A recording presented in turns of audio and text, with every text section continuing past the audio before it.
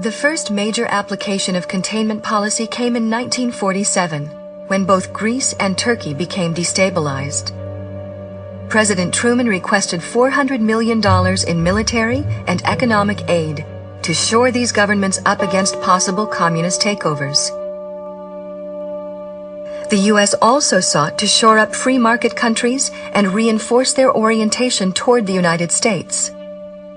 No region was more vital to U.S. interests than Western Europe, and the Marshall Plan poured massive resources into its recovery.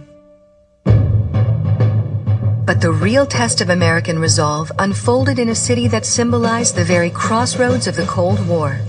Berlin, the former German capital, was jointly occupied by all four wartime allies, but it lay within the borders of the Soviet-controlled region of East Germany. In June 1948, the United States led efforts to organize West Germany as a separate nation. Stalin responded by blockading all highway, rail, and river traffic into Berlin, cutting off its more than 2 million inhabitants from food, fuel, and vital supplies. Harry Truman had a series of choices. The U.S. military commanders advised Truman to try to fight their way through that blockade, which could have led to really dangerous military confrontation. Truman could have ignored it and essentially said, so let them have Berlin. We got the rest of Germany. What he decided to do instead was a third option, which was try to fly over the blockade. I made 208 flights from November around to May or June of '49. Now remember, these were 4-engine airplanes. They carried a load of 10 tons of whatever.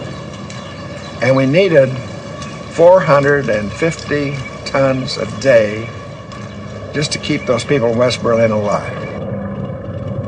I didn't know what I was doing, and you know how important it was at that time. And it was a job you had to do, working 12 on, 12 off, 7 days a week. You really didn't appreciate it.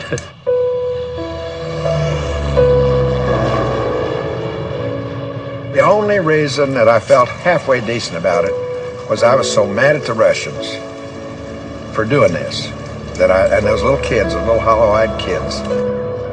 So I felt like, well, if we can save those little varmints, and when they grow up, they're going to be pro-American.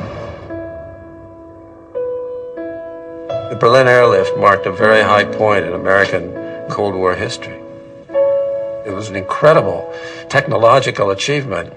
And when Stalin saw that the airlift was working, he sent out signals to the United States that he was ready to talk about this. And he lifted the blockade.